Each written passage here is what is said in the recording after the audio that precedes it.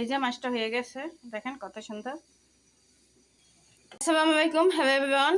এই করলা চিংড়ি মাছ দিয়ে ভাজি করবো আজকে। আর আমি রান্না করবো এটা টমেটো দিয়ে ভুনা করবো ভাজা। এখানে মিনি মাছ আছে, সব মাছ মিলানো। এই পাঁচমিশালি মাছ রান্না, সাথে অনেকগুলো পেঁয়াজ দিছি, সাথে চিংড়ি মাছ বাড়িকে বানিয়েছি। এখন এটার মধ্যে কেউ এই দেখেন আমার মানুষগুলো যে ঘুমাই রয়েছে কোথায় যাইয়া, আমি তাদের খুঁজেই পাই না। এই বোনের ভিডিওগুলো নিতে দেখতে পারে না বলেন তো। এখন বোন দেখতে সুন্দর না, কিন্তু কোন একদিন বোন কিন্তু সেই ছিল। সবাই বোনের পিছে পিছে থাকতাম না, মানুষ এত পছন্দ করতো। আর সেই মানুষগুলো এখন কোথায় গেছে খুঁজে পাই না বলেন তো। আর আজকে আমি এই করলা ভাজি করি।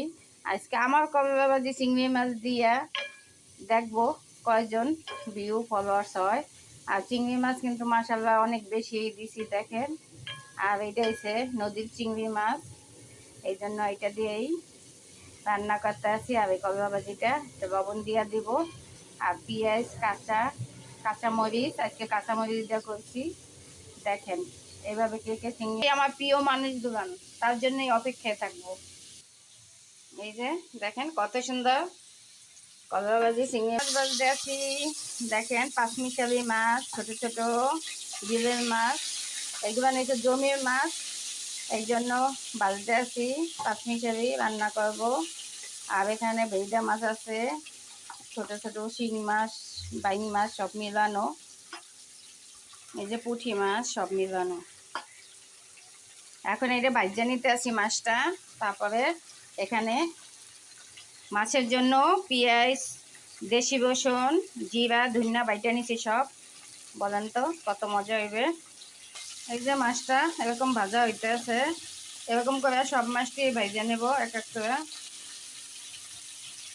দেখেন আর এই যে করলা ভাজিও দেখেন কত সুন্দর।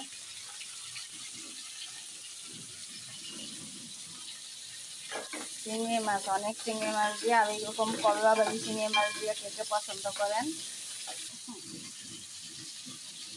এখানে পেঁয়াজ, জিরা, ধনিয়া সব বাইটে নিয়েছি, দেশি রসুন। বিসমিল্লাহির রহমানির রহিম।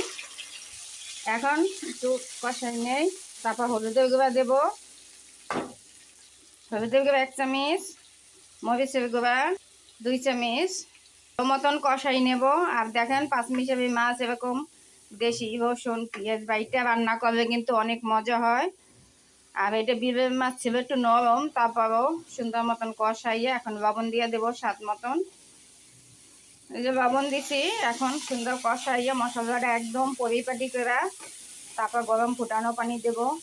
আর এই দিয়ে কষাই নেই, তবে ভালো হইব কষানোটা। এখানে চিংড়ি মাছ ভাজতে দিচ্ছি। এই যে দুন্দুল বসাবো, আজকে দুন্দুল ভাজি করব।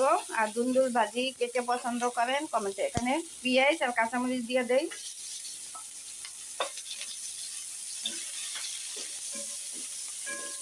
চিংড়ি মাছটাও ভাজা হইতে আছে, পেঁয়াজটাও।